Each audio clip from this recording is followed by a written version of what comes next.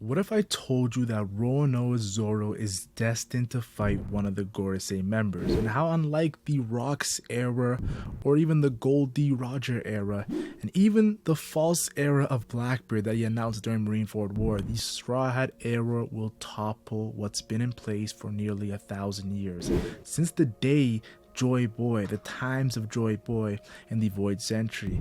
And of course, we all know that with Imu versus Nika Luffy almost being a guaranteed fight at the final saga in the end of course, the One Piece story, at this point, there's actually major evidence for Zoro versus Saint Venus. But you have to stick to the end of the video for the shocking synchronicities and patterns that are adding up. Because I'm telling you guys right now, One Piece Final Saga, it's not stopping, guys. Egghead Island was just the beginning, though. It's gonna get even more crazier. Now, probably one of the most controversial topic is what makes a man a swordsman. And I feel like, honestly, people don't have to look at what makes a man a swordsman. They have to look at what differentiates a man from being a swordsman, the skill. And you can look at guys like Silver's Rayleigh, Dark King Silver's Rayleigh. Like, he definitely is a swordsman. We've seen that against Kizaru, but we have seen many times him using his feet, like when he kicked Kizaru, or him using his hand when he pretty much used a haki against the elephant. Like, we've seen him use things other than his sword, and even the finger against Marco, that was intense. Then there's Goldie Roger, who, let's be honest, he was the strongest of his time. He fought Whitebeard with no double ability. Whitebeard in his prime with no double ability, getting quaked, and he didn't have no double ability, just haki. And Kaido said it, yo, Roger reigned supreme because of his haki during the Luffy battle. And Roger is a swordsman, but Roger never had a black blade from what I've seen. Maybe I'm missing something, but I don't see a black blade from Roger. And then, of course, you can even go into the whole Shanks, Red Hair Shanks, how he's one of the greatest swordsmen in the One Piece story, of course.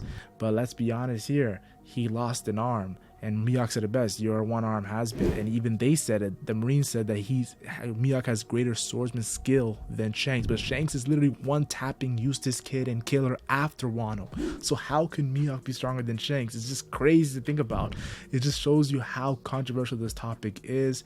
And then, of course, you can even go into Wano with Kozuki Yoden. Like, going throughout his childhood, he was a monster, killing bears. That's how powerful he is. He kind of reminds me of Big Mom in her childhood. And Kizuki Yoden is one of the greatest swordsmen. We've seen that against Kaido and the amazing things he did against that dragon, taking down Kaido, something that even Zoro couldn't do during Wano. But going back to the whole greater skill, Mihawk having greater skill than Shanks, I believe if Zoro lost to the Admiral Fujitora, or if Zoro lost to the 3 billion berry man in Law, the Willard member, I would still think Zoro has greater skill in swordsmanship than those two characters. They just have very overpowered devil fruit that they add to their swordsmanship. So I definitely feel like that's my personal take on the whole subject at hand, but that's not the point of the video. The reason why I brought these up was because I feel like a dark opponent is looming that, let's be honest, I think Zoro will have greater swordsman skill then, but not by much. And this opponent will have something even else, kind of like Fujitora, kind of like Law, but on steroids.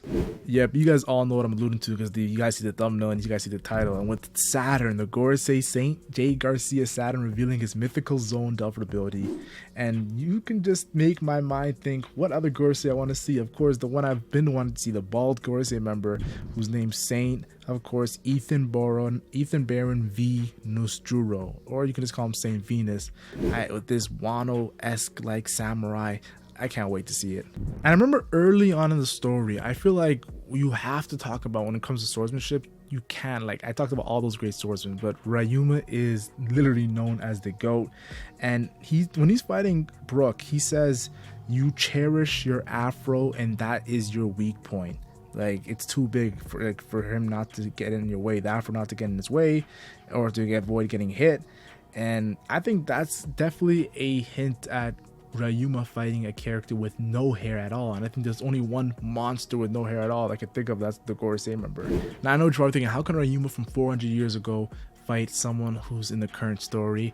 Well, if you've seen recent chapter of Saturn during God Valley, he looks exactly the same. I think the Gorosei are immortal. Plus, Saturn literally healed himself from getting stabbed from Bonnie. Could be a Duffer power, but I feel like immortality makes a lot of sense for all those characters. Because even Ivanka was alluding to Nerona Imu being immortal. And I remember during Thriller Bark, with Thriller Bark is such a connection to Wano, when they're looking at the Zoro versus Ryuma battle, the zombie of course, Ryuma with broke his shadow, so it's not even close to prime Ryuma. They say that they have the same physical type of power. And that's a very interesting subject at hand. And Zoro says himself, if he continued the battle with Ryuma and didn't finish it, his sword might have broke. The last time, of course, his sword broke was against Mihawk. And I think Ryuma's power, like from his soul, like he had no haki in that zombie form, and he was doing like a stronger Zoro, he was about to break his sword. Like a weaker Zoro, Mihawk easily broke his sword, but a stronger Zoro, a zombie Ryuma was about to do it. Just makes you think how strong was Ryuma. I think he was stronger than Draco Mihawk, the world's greatest swordsman in his prime. And I like these words from Ryuma the zombie. He says, "This katana, this sword, its true ambition is for Zoro to be its master." He wasn't salty after he lost. If anything, he passed down Shisui. And Zoro responds with a respectable reply. "I would like to fight you in real life. And let's pretend this match never happened." Now, it's never gonna, Ryuma and Zoro can never fight in real life, but I don't think they actually do have to fight in real life. And I'll explain that in the future in this video, but stay tuned. And we have to understand, the reason why I'm bringing up Ryuma right now, he's so important to, of course, the topic of this video. And we've seen it, of course, right before Dressrosa. Kinemon mentions that the Wano country was in tears. It was in tears. That's the impact he had when, of course, the defiling of the hero's grave. And it's crazy because Zoro has Shisui. Yes, Zoro has Shisui, and Kinemon's thinking, wow, this is the impact of losing Shisui, and you have it?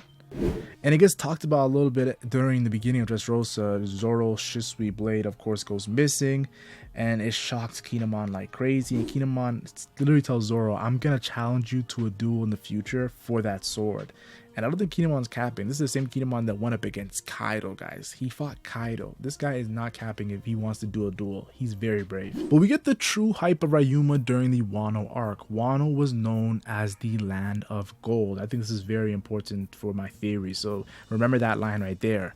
And of course, pirates lusted after it. Even world nobles wanted it. So you can't, like, it's crazy to say, to rule it. But of course, one man faced all enemies. It wasn't an army, it was one man, and he killed a dragon. And of course, and that was only one of his many legends as a swordsman, with of course his black blade Shisui. And he was literally they called him the sword god by the people. That's when you know you're literally reaching peak swordsmanship.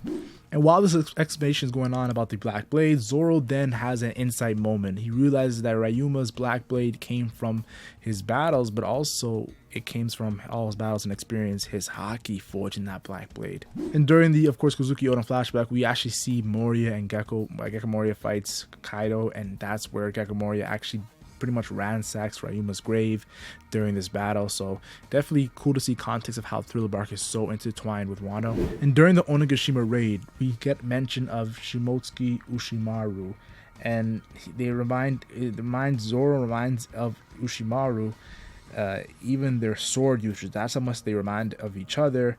And of course, master swordsman and a direct descendant of the man they called the sword god, Shimotsuki Ryuma. And Zoro, of course, returned the sword Shisui back to Wano, so it's definitely fate. And the crazy thing is, they both were one-eyed samurai. Ryuma and Zoro are both one-eyed samurai. And we are also confused about Zoro coming back to time skip with the one eye. Look how meaningful that one eye is, and we still don't know how he got it. But speaking of the connections of Zoro and the Shimotsuki family when it comes to Ushimaru and Ryuma, the family tree that in the SBS by Oda, like casually just revealing that Zoro is actually a descendant from his mom's side of Ryuma, and Kuwaina, this is what also shocks me, is also part of the lineage, a descendant from her father's side. So that would mean that her name is Shimotsuki Kuwaina. And that is a coincidence, but I feel like there's also the reason why Oda did this. It's for the final Saga War. And of course, I did, read this story so many times, but I think I'll talk about it, the Wanted Monster chapter where Ryuma's in it. And pretty much there's talk about this great swordsman king that doesn't appear in front of the people, that this person is telling Ryuma this. And then Ryuma in this story defeats the dragon that everyone was so scared of. And when he goes away, the people are like, oh yeah, he was the swordsman king. He just doesn't know it, yo. That's how interesting Ryuma is as a character. He's in between the void century and the current story when it comes to his timeline. So it's definitely a very pivotal moment. Being in the middle of any sort of drastic change is always important. And of course, when they revealed the name of the bald Gorosei, Saint Venus, they talked about how they were calling him the god of finance. And remember, Wano was the city of gold. And his design, come on guys, do I gotta literally say it right in front of you guys' faces? I believe during the Void Century he was a top samurai of Wano, alongside a Willa D member from, of course, the Void Century, who's probably a descendant of Kozuki Yoden and Kozuki Momonosuke. Look at them, they have the voice of all things. They have to be Willa D members, but of course that reveal is not yet to happen. And I feel like somehow Venus beat this Willa D member, and of course after he beat this Willa D member, because of course the Ancient Kingdom lost and everything, and the Willa D's lost. Throughout history, when Ryuma's time came, he heard about the legendary Ryuma, and of course he had to fight him, and I think it was an extremely difficult battle, and I believe Ryuma either won with a hard battle or Ryuma lost in a hard battle. But if Ryuma lost, I think there definitely was interference from other Gorosei members. I think the majority of the battle is going to be for Venus, but there's going to be something that changes the fight, just how Kozuki Yoden's fight got interrupted. I think the same thing could happen, of course.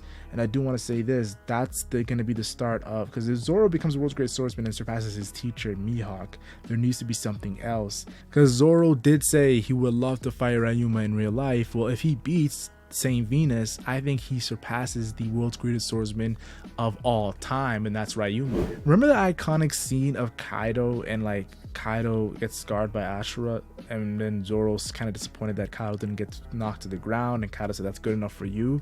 I feel like that was definitely on purpose, because Oda easily could have made Kaido get knocked to the ground. That was a very powerful attack. It was one of Zoro's strongest attacks, but he didn't do it. He gave him the scar, but he didn't knock him to the ground. I think that's because, and it brought Zoro a lot of shame, but I think that's because Zoro get a second chance versus the Mythical Zoan Venus, who's then have a dragon-like related ability. And it's another one of my theories, that could be the dragon that Ryuma fought in Monsters, but I feel like it's definitely going to be some crazy patterns being put together in this moment. I could even see, because you guys all see the thumbnail on the title, I could even see Zoro rage, and we rarely see Zoro rage, but I think he could rage if Venus says some like shit talking about Ryuma's lineage, of course, and going all the way to Kuwena and saying how the lineage got cut off, and talks about how her being a female, she couldn't inherit Ryuma's power, and that was the whole topic of Zoro and Kuwena about her being a girl. If Zoro comes out and hears that shit, he might get so pissed off, and that could be the rage moment that of course just makes him turn Wado Ichimonji, the blade of Kuwena, into a black blade. And I feel like Zoro needs to get all three of his swords to a black blade, but I think the Wado Ichimonji is the main one he needs to do, honestly. And I think that's gonna be the perfect way to end this immense moment of course, Zoro versus Venus.